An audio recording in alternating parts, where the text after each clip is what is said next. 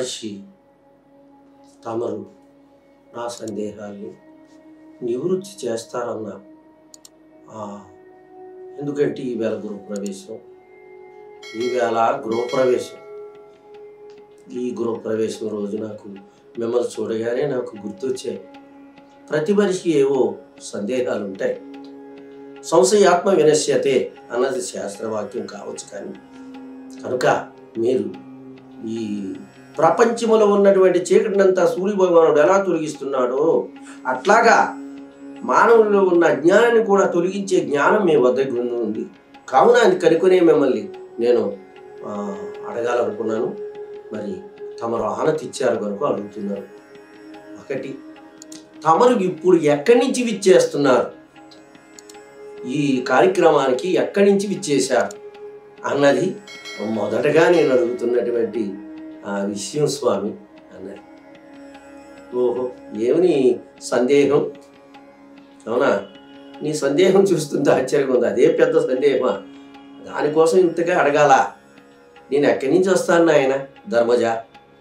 నా జీవితం ఆశయం, నా జీవితం తాలూకా లక్ష్యం మరి అన్నీ కూడా నారాయణ యొక్క సాన్నిధ్యమే కదా. కనుక వైకుంఠమునకు వెళ్ళి స్వామివారిని దర్శించి చూసుకుని వస్తున్నాను నాయన. వైకుంఠం నుంచే తిన్నగా ఇక్కడికి దించేశాను అన్నాడు నారద మహర్షి. ఆహా, వైకుంఠానికి వెళ్ళి వస్తున్నారా స్వామి? ఎంత తేలిగ్గా చెప్తున్నారు స్వామి మీరు. వీరు ఇరువురు సంభాషణ ఇలా ఉంటే అక్కడ భీష్మ, కృపాచార్య, అశ్వత్థామ, సంజయ, మహావీరులందరూ కూడా, మహాత్ములు కూడా మౌనంగా అందరూ లీనమైపోయి ఆలకిస్తూ ఉన్నారు ఇద్దరి యొక్క సంభాషణ. శ్రీకృష్ణ పరమాత్మ పరిపూర్ణ ముద్రలో దాన్ని తిలకిస్తూ ఉన్నాడు ఆ మహాత్ముడు. అలా ఉండగా నారద మహర్షి అంటున్నాడు, నాయన ఎక్కడికి వెళ్తాను, నాకు వైకుంఠమే స్వగృహం. ఆ వైకుంఠపురానికి వెళ్ళి ఇక్కడికి వచ్చాను నాయన, తిన్నగా ఇక్కడికి వేయించేశాను అన్నాడు. ఆహా, ఋషులు, మహాత్ములు, యోగులు, సిద్ధులు కూడా ఆ వైకుంఠ ద్వారం, ఆ ముఖద్వారం ఎలాగుందా అని తిలకించడం కోసం వారు చేసినటువంటి ప్రయత్నాలు అనన్యమైనటువంటివి కదా స్వామి. మరి వాళ్ళంతా ఆ వైకుంఠపురాన్ని తిలకించాలని ఎంతగా ఆతృతి చెందుతాదో భక్త మండలి, యోగులంతా కూడా.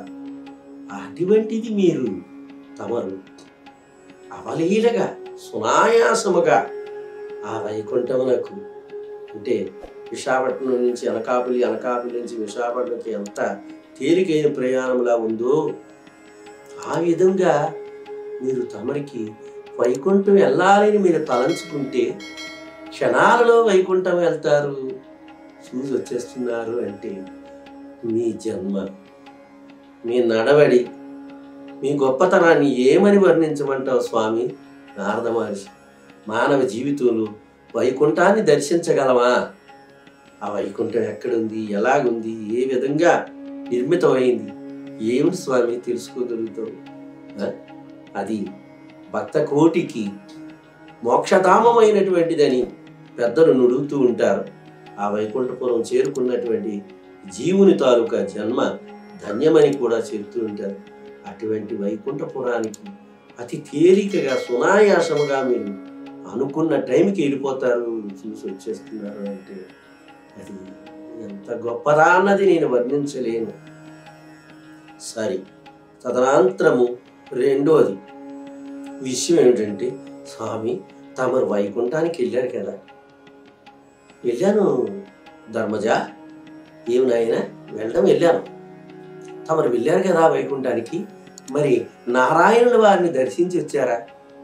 దేవదేవుడు, ముకుందులు, లక్ష్మీ వల్లభుడైనటువంటి ఆ వైకుంఠపురంలో నివాసి అయి ఉన్నటువంటి ఆ శ్రీమన్నారాయణుల వారిని దర్శించారా అన్నారు. ఏమిటి ధర్మజ, నాకు పిచ్చి ప్రశ్నలాగా కనిపిస్తున్నాయి నీ ప్రశ్నలు. నారాయణ వారిని దర్శించకపోతే, నారాయణ వారిని చూడడానికి కాకపోతే ఆ వైకుంఠం ఎందుకోసం వచ్చింది? వైకుంఠం వెళ్ళవలసిన అవసరమే ఉంది. అవునా? ఆ వైకుంఠులు ఆ దేవదేవుడు, అవునా, దేవకోటికంత ఆరాధ్యుడు, సమస్త భువనభాండాల్ని ఆ పూజిస్తున్నటువంటి వాడు. అటువంటి మహాత్ముని, ఆ దేవదేవుని, ఆ నారాయణుని దర్శించలేని జీవితం ఎందుకు ధర్మజ? కనుక ఆ ముకుందిని చూడడానికి వేల నేత్రాలు సరిపోవు ధర్మజ. ఎందుకంటే ఆ మహాత్ముని దర్శించాలనే కదా జీవుని తాలూకా తపన. మరి జీవునికి నాకు ఈ జన్మలో ఆ అదృష్టం కలిగింది. కావున శ్రీమన్నారాయణుల వారిని దర్శించే తిన్నగా ఇక్కడికి వచ్చాను ధర్మజ. అతను చూసే నాయన ఇక్కడికి వచ్చాను. దర్శించి అతని యొక్క దివ్యమంగళాన్ని దర్శించి, రూపాన్ని దర్శించి, అతని యొక్క ఆశీస్సులు, నా కృపా కటాక్షలు అందుకొని ఇక్కడికి ఈ కార్యక్రమానికి ఇచ్చేసాను ఆయన ధర్మజ అన్నాడు. అనేసరికి ధర్మరాజులు ఒక్క మారుగా ఆ ఒక్క ఏమంటారు దాన్ని వైబ్రేషన్ మారిపోయింది అతని తాలూకా శరీరం. ఆ హిమాలయ పర్వతాల్లో వేల కోట్ల సంవత్సరాలు తపస్సు చేసిన యోగులు, సిద్ధులు ఎవరు ప్రయత్నించినా బ్రహ్మాది దేవతలే ఆ మహాత్ముని నారాయణ యొక్క దివ్యమంగళ స్వరూపాన్ని చూడాలని ఎంతగా తప్పిస్తారో ముక్కోటి దేవతలు అందరూ కూడా. అటువంటి ఆ మహాత్ముని యొక్క దివ్యమంగళాన్ని, రూపాన్ని మీరు చూసి వచ్చేసారనేసరికి నాకు ఆశ్చర్యంగా ఉంది స్వామి. ఏ తపస్సులు లేకుండా, ఏ సాధనలు లేకుండా, తపస్సులు కానీ సాధనలు కానీ ఏ రకమైనటువంటి మంత్రాచరణములు కానీ లేకుండా మరి అతి సునాయాసముగా మీరు ఆ భగవంతుని దర్శించారు అంటే మీరు సామాన్యులు కాదు మహర్షి అంటూ మరి ఆ నేత్రముల గుండా, ధర్మరాజు నేత్రముల గుండా ఆ రకమైనటువంటి నీళ్లు చెమ్మగిలుతూ ఉన్నాయి. శరీరం వైబ్రేషన్ కంపిస్తుంది అప్పటికే. ఆ రకంగా అందరూ మౌనముద్రలో ఉన్నారు. అక్కడ భీష్మ, ద్రోణ, కృపాచార్యాది మహాత్ములు, దేవతలు వచ్చినటువంటి విచ్చేసి అయినటువంటి అవునా భూమి నేలే రాజేంద్రులు అందరూ కూడా అక్కడ కూర్చున్నటువంటి వారిలో అందరూ మౌనముద్రలోకి వెళ్ళిపోయారు. నిజంగా చెప్పాలంటే మన ఇంగ్లీష్లో ఇప్పుడు ఏదో అంటున్నారు, కోమాలోకి వెళ్ళిపోతున్నారు అని, అట్లాగా వాళ్ళంతా కూడా ఆ రకమైనటువంటి దీంట్లోకి వెళ్ళిపోయారు. నారద ధర్మరాజుల సంవాదమే అక్కడ జరుగుతుంది. ఏ రకమైనటువంటి ఆ సభకు ఇచ్చి భోంచేసి వచ్చినటువంటి వారు ఏ రకమైనటువంటి శబ్దం లేదు, అంతా నిశ్శబ్ద వాతావరణం. ఆ నారద ధర్మరాజు సంవాదాన్ని వింటూ ఉంటే నిశ్శబ్దమైనటువంటి శబ్దంతో కూడుకుంది. అక్కడ దేవదేవుడు అయినటువంటి భగవంతుడు, శ్రీమన్నారాయణ స్వరూపుడు అయినటువంటి కృష్ణ భగవానుడు కూడా మౌనముద్రలో ఉన్నారు. దాన్ని మౌనముద్ర అనే దానికంటే పరిపూర్ణమైనటువంటి ముద్రని కూడా అనవచ్చు. ఆ స్థితిలో ఉన్నారు. అప్పటికి ధర్మరాజు పరిస్థితి ఎలా ఉంది అంటే శరీరం అంతా కంపించిపోయింది. ఆ నేత్రములు గుండా అది దాన్ని ఆనంద భాస్మలు అనాలా ఏమనాలా ఆ రకమైనటువంటి విధానంతో ఆతృతతో అంటున్నాడు మహాత్మా. మరొక్క ప్రశ్న చివరిగానే అడుగుతున్నాను మరొక ప్రశ్న అని జిజ్ఞాసతో ధర్మరాజు అంటున్నాడు. స్వామి, మరి నారాయణుల వారిని చూశారు కదా స్వామి, మరి మీరు వచ్చేటప్పుడు శ్రీమన్నారాయణుడు ఏ పనిలో ఉన్నాడు స్వామి? అతను ఎటువంటి కర్మను ఆచరిస్తున్నాడు అప్పటికి? కావున ఆ విషయాన్ని నాకు తెలియజేయ ప్రార్థిస్తూ ఉన్నాను. మరి నా 2 ప్రశ్నలకి సమాధానం చాలా ఆనందంతో అందించారు. మన బ్రహ్మాది దేవతలు కూడా ఆ వైకుంఠపురంలో అడుగు పెట్టడం కష్టం. అలాంటిది నాకు 2 ప్రశ్నలు బాగా చదివించారు. మూడోదైనటువంటి ఆ టైంలో భగవంతుడు ఏ పని చేస్తున్నాడు, ఏ రకమైనటువంటి కర్మ చేస్తున్నారో ఆ స్వామి అది నాకు విపులముగా వివరించగలరు. దయచేసి నా యందు కృపను చూపండి స్వామి. మీరు వచ్చే సమయంలో స్వామివారు ఏ రకమైనటువంటి కర్మ చేస్తున్నాడు? ఆహా ధర్మజ, నీ ప్రశ్నలు చూస్తుంటే నాకు నిజంగా జీవితంలో ఇటువంటి ప్రశ్నలు వేసేవారు కూడా ఉంటారా? ఆశ్చర్యంగా ఉంది నాకు.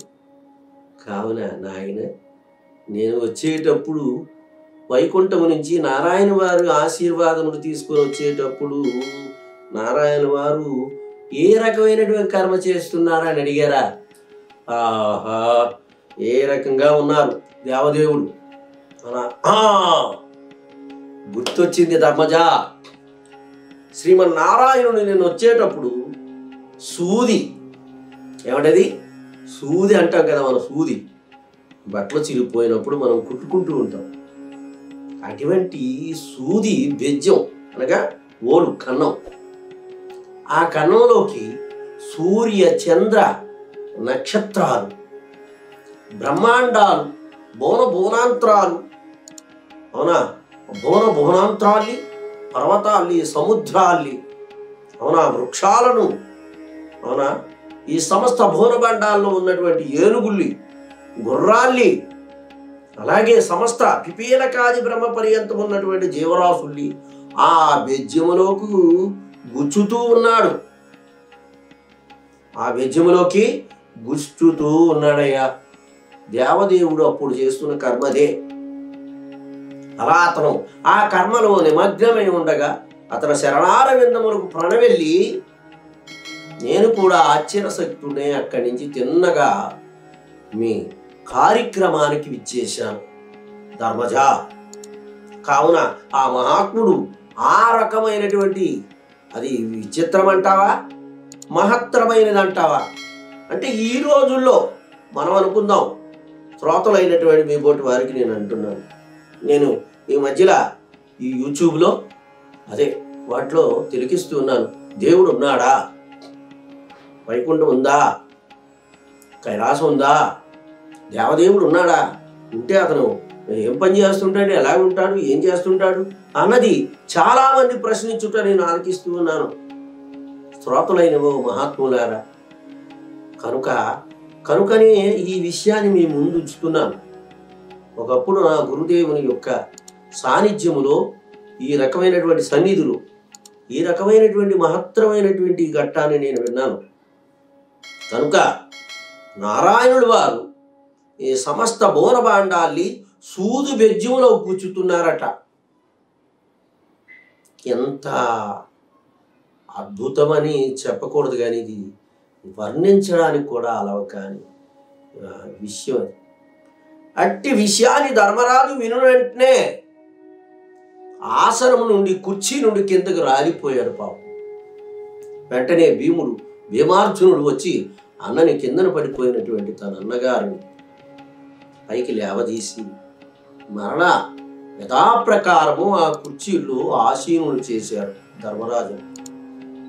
అట్లా ఆసీనుడైన ధర్మరాజు మెల్లగా వారు సోదరులైనటువంటి భీమార్జునుడు అది నీరు, అదే మంచినీరు పట్టి ఆ ముఖం కాస్త ఆ విధానాన్ని తుడిసి గుడ్డ పెట్టి ఒత్తి అతనికి సేద తీరేటట్టు గాలి విసి కూర్చుండి పెట్టారు. అప్పుడు కాస్త సేద తీరిన తర్వాత ధర్మరాజు అంటున్నాడు, స్వామి, భగవంతుని ఉండే స్థలం చూడడమే కాకుండా, చోటు చూసేయడం కాకుండా, అతని సాన్నిధ్యమును తిలకించడమే కాకుండా అతన్ని మీరు తిలకించడం అన్నది అదొక అద్భుతమైతే ప్రపంచంలో కల్లా మహాద్భుతమైనటువంటి, చెప్పనలవి కానటువంటి భగవంతుని కర్మకాండ, భగవంతుని చేస్తున్నటువంటి పనిని మీరు తిలకించారంటే సూది బెజ్జములోకి ఏమిటి, సమస్త భువనమాండాలు గుప్పించడం ఏమిటి? ఇది వినడానికే అదొక అద్భుతం, ఆశ్చర్యకరమైనటువంటిది, మహా ఆశ్చర్యకరం అనేసరికి వాటిలోనే ఆ సభలో కూర్చున్నటువంటి దుర్యోధనుడు అంటున్నాడు శకునితో, మామా, ఏమిటి ఆ సంభాషణ? చెప్పేవాడికి కనీసం జ్ఞానం బుద్ధి లేకపోవచ్చు, విన్నవారికైనా ఉండాలి కదా అంటే భీష్మాది మహాత్ములందరూ అది విని వారు ఏమంటాం, మనం ఈ రోజులో కోమ అంటాం, వాళ్ళంతా అంతర్ముఖులై ఆనంద డోలకుల్లో తేలి ఆడుతూ ఉంటే ఇక్కడ దుష్ట సతుష్టమైన ఎందుకే వాళ్ళు పేరు పెట్టారేమో. దుర్యోధనుడు అంటున్నాడు మామా శకునితో, చెప్పేవాడికి కనీసం జ్ఞానం బుద్ధి లేకపోతే వినేవాడికైనా ఉండాలి కదా అని అంటే వెంటనే శకుని అందుకొని అంటున్నాడు దుర్యోధన, వారొక భజన బృందం, అది ఒక భజన బృందం. యువతల వాళ్ళు ఏదని చెప్తే అవతల వాళ్ళు తాళ వేస్తారు, అవతల వాళ్ళు ఏదని చెప్తే అవతల వాళ్ళు తాళ వేస్తారు.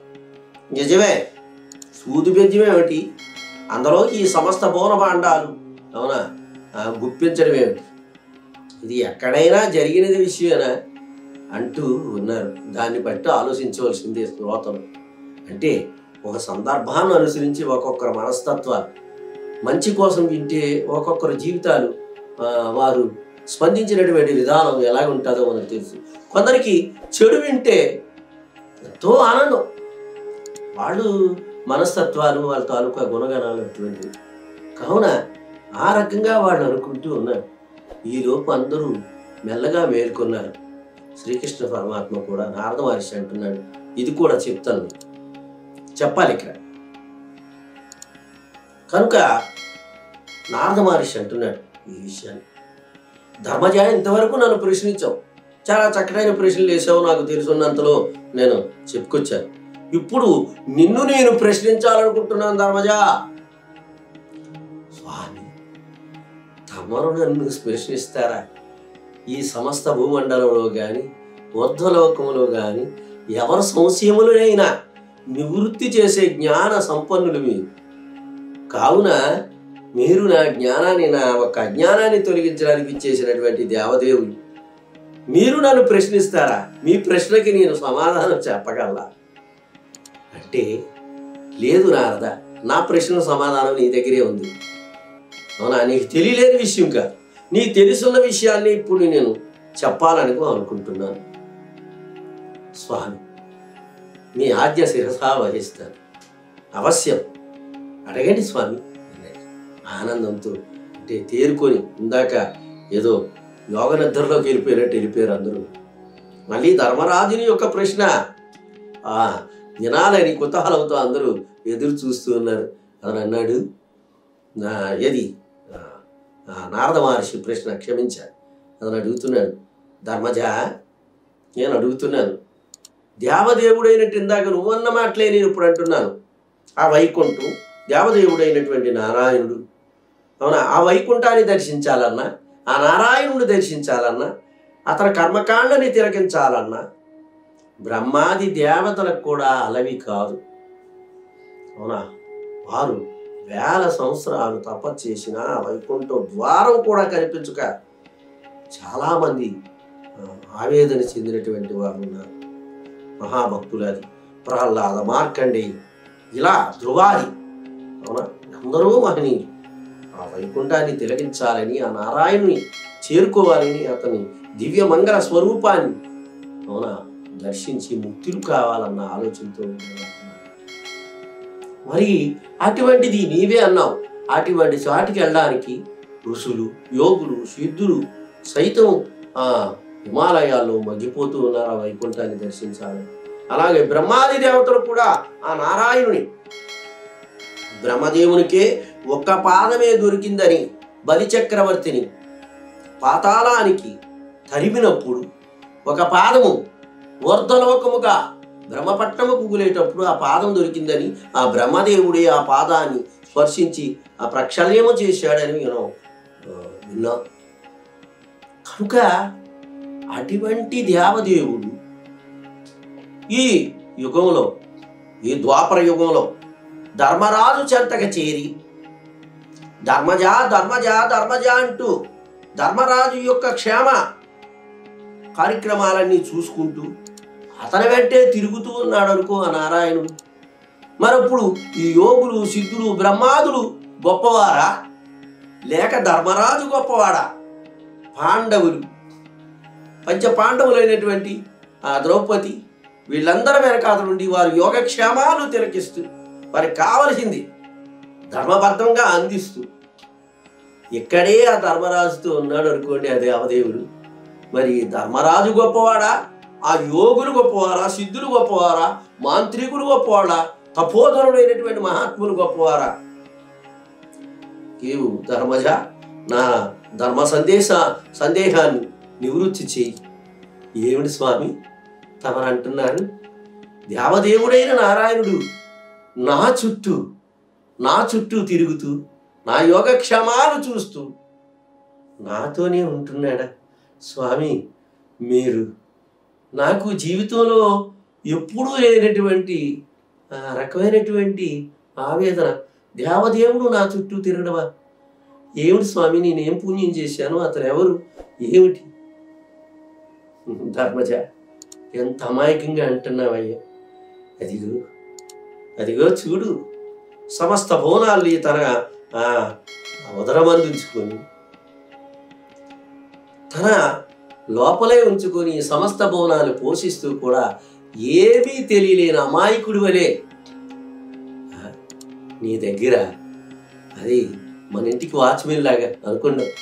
అట్లా మీ చుట్టూ అతను తిరుగుతూ, మీ చుట్టే తిరుగుతూ, మీ యోగక్షేమాలు చూస్తూ నిరంతరం ఉన్నాడయ్యా కృష్ణ పరమాత్మ. అతను ఎవరనుకుంటున్నావు? అతనే ఈ సమస్త భువనములకు పూజ్యుని, ఆ మహాత్ముని యొక్క లీలలు ఈ ప్రపంచంలో ఎవరు తెలుసుకోలేరు ధర్మజ. కావున ఈ సభకి ఎంత, ఈ గృహప్రవేశానికి ఎంత గొప్పతనం రావడానికి కారకుడు అతనే.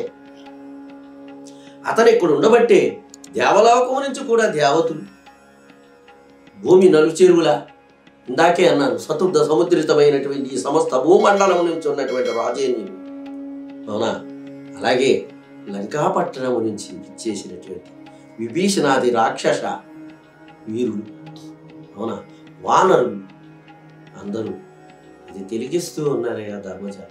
ఆ మహాత్ముని యొక్క పాదధూళి ఇక్కడ పరిభ్రమిస్తుంది, తిరుగుతుంది. అది అంత గొప్పది అనుకోని సరికి ధర్మరాజులు అసలు చలనం కోల్పోయాడు. వెంటనే కన్నీళ్లు తుడుచుకుంటూ ఆనంద భాష్మలతో అంటున్నాడు, భీమా అర్జునుల వెంటనే వెళ్ళండి, ఆగ్యపాద్యములు తీసుకురండి అంటూ అనేసరికి భీమ అర్జునుడు అరడవే తడుగా పారిపోయి ఒక పెద్ద పల్లాన్ని, అలాగే ఒక కడవతో నీళ్లు, అలాగే పసుపు కుంకుమలు, అలాగే పూజా ద్రవ్యములన్నీ తీసుకుని వచ్చి శ్రీమన్నారాయణుడైనటువంటి కృష్ణ పరమాత్మ పాదారవిందముల వద్ద చేర్చి ఆ పాదాలు ప్రక్షాళన చేస్తూ పూజించాడు ధర్మరాజు. ఆ విషయాన్ని కృష్ణ పరమాత్మ ఏ విధంగా ఆనందించాడు అన్నది తదనంతరం. కావున చాలా గొప్పగా అతన్ని ఆరాధింపజేశాడు ధర్మరాజు. ఇది ధర్మజుడు, పాండవాగ్రజుడైనటువంటి ధర్మరాజు కలిగినటువంటి సంశయాల్ని చక్కగా నారదుల వారు నివృత్తి చేశారు.